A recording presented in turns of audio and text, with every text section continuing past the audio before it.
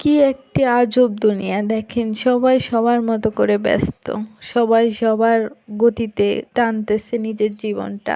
যেমনটা এই গাড়িগুলা ঠিক তার গন্তব্য যাওয়ার জন্য দৌড়াচ্ছে, ঠিক তেমনি মানুষও মানুষের গন্তব্য পৌঁছানোর জন্য দিনরাত খেটেই যাচ্ছে। হ্যালো, আসসালামু আলাইকুম, ওয়েলকাম টু নিউ ব্লগ। সবাই কেমন আছেন? আই হোপ আপনারা সবাই অনেক ভালো আছেন। আপনাদের তো আল্লাহর রহমতে আমি অনেক ভালো আছি। চলুন কথা না বলে ভিডিওটা শুরু করা। সকালটা এক কাপ চা দিয়ে শুরু করলাম, কারণ চা খেলে পুরা দিনটাই মুডটাই সব কিছু ভালো থাকে, শরীরটাও ভালো থাকে। তো চা খেয়ে উঠতে না উঠতে আমার একটা জামা চলে আসছে। আসলে এই জামাটা আমি কিছুদিন আগে অনলাইনে অর্ডার করছি। দেন হচ্ছে আমার অনলাইনে অনেক ভালো লাগছে এই জামাটা। দেখেন কেমন হয়েছে অবশ্যই কমেন্টে জানাবেন। জামাটা ভালো হয়েছে, এতটাও খারাপ হয় নাই, মানে পেমেন্ট হিসাবে ঠিক আছে, একদম আবার খারাপও না আবার একদম আহামরি ভালোও না। তবে আমার জামাটা বেশ ভালোই লাগছে, দোপাট্টাটা বেশি কিউট ছিল। অনেকদিন ধরে এই ফিতাগুলো বানাবো ভাবতেছি, বাট ফিতাগুলোর নাম কি আমি জানি না। পরে নাম জানছিলাম অনলাইন থেকে, দেন হচ্ছে এখন আজকে ট্রাই করতে চলে আসছি, হয় কিনা। তারপর এখানে ফিতা বানানোর জন্য যা যা লাগে সব কিছু দিয়ে দেন হচ্ছে ড্র করে নিলাম। তারপর ফিতার সাইজ অনুযায়ী এই যে তেলের মধ্যে বসাই দিলাম। আগে তেল দিতে হবে, তেল গরম করে দেন হচ্ছে ফিতাগুলো আপনি বানাবেন।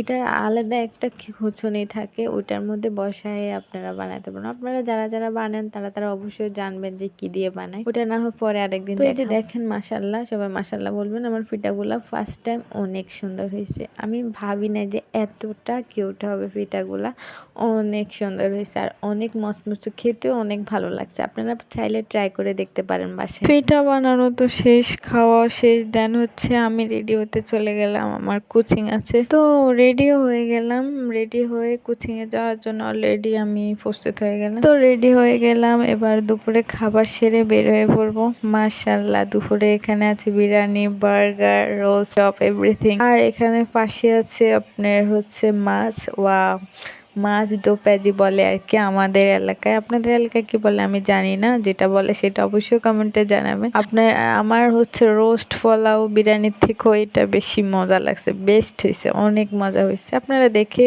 বুঝবেন যে কিরকম হয়েছে।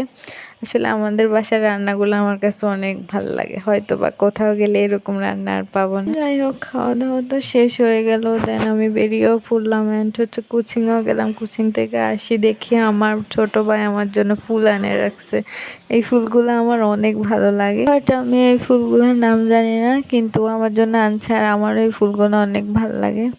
পরে দেখি সন্ধ্যায় এই যে চাল বাজছে, ডাল বাজছে, এগুলা খেতে অনেক ভালো লাগে। খেলা দেখতেছিলাম আর এগুলা খাইছিলাম সবাই মিলে।